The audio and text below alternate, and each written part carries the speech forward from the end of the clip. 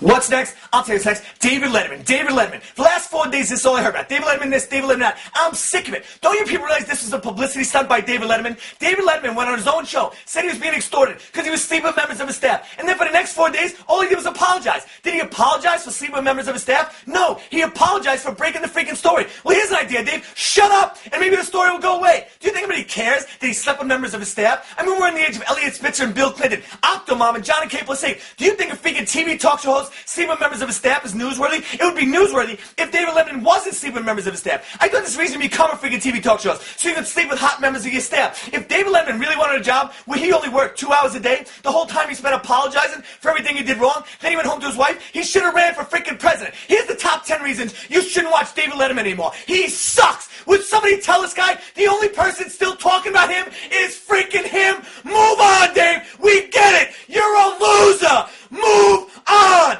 What's next? What's next? What's next?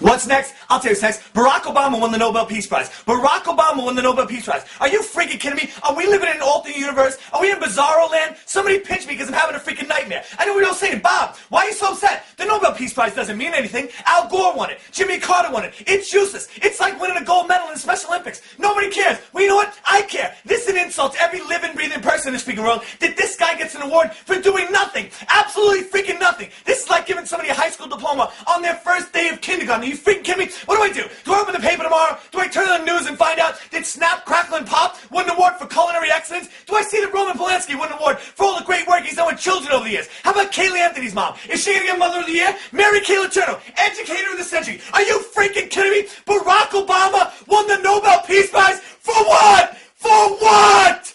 What's next? What's next? What's next?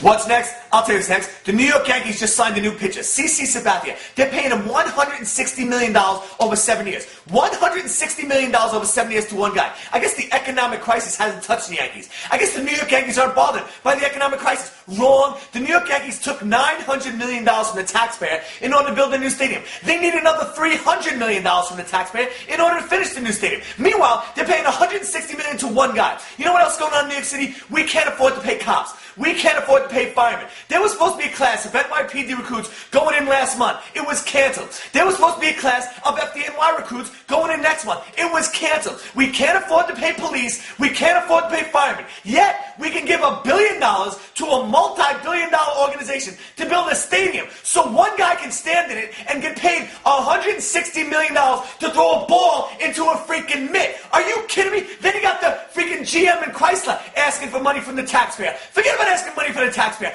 Go to the freaking Yankees. Ask them. Apparently, they have more money than they know what to do with. How many UAW workers do you think we could keep off the unemployment line with $160 million? I bet you a lot. I bet you a lot. You know what amazing? You know what amazing about this freaking thing? This is an insult to the average person. There are people who have worked all their freaking life, busted their ass. They're on the unemployment line. They can't afford to keep a freaking roof on their head or put food on the table. Meanwhile, CC Sabathia is walking around with $160 million burning a hole in his pocket. Can you imagine you ran your life like this? Can you imagine you came home after being laid off, told your kids, I don't know if I'm going to be able to pay rent next year, kids. Meanwhile, you come home with a brand new watch and a mink coat for your freaking wife. Your kid would look at you and go, great watch, Dad. Can we eat it? Nice coat, Mom. Can we freaking live in it? Are you freaking me? You know what the most disgusting thing about this is? Come the spring, come May, come June, come July, when the Yankees are playing in the new stadium, you schmucks are going to be standing there watching. You're going to be sitting front row center with your $12 banner, your $25 hat, and your $8 hot dog cheering on the Yankees. Go Yankees! Go CC Sabathia! CC Sabathia raped you! The Yankees are raping you as you freaking speak and you're gonna cheer these schmucks on? What are you kidding me? $160 million to one guy when there's thousands of people out there starving. You gotta be kidding me. You gotta be freaking kidding me. What's next? What's next? What's next?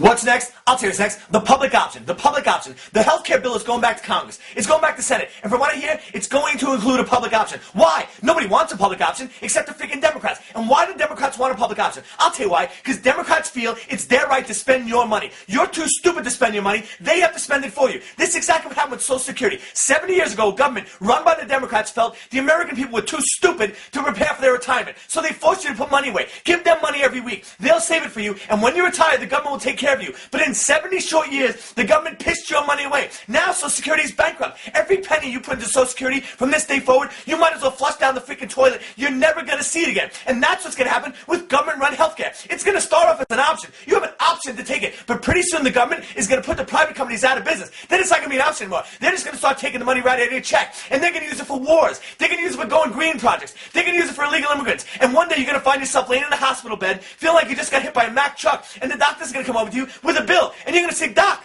I don't have to pay this bill. Didn't you hear? We have government health care. And he's going to say, didn't you hear? Government health care went bankrupt. And that's why you don't want a public option. Not because you want to see people die in the streets, because the government is incompetent. Everything they touch turns to crap in their freaking hands. Putting the government in charge of your health care is like putting Rosie O'Donnell in charge of watching your last donut. It's like hiring the Octomom to babysit your freaking kids. Would you wake up? It's insanity. It's freaking insane.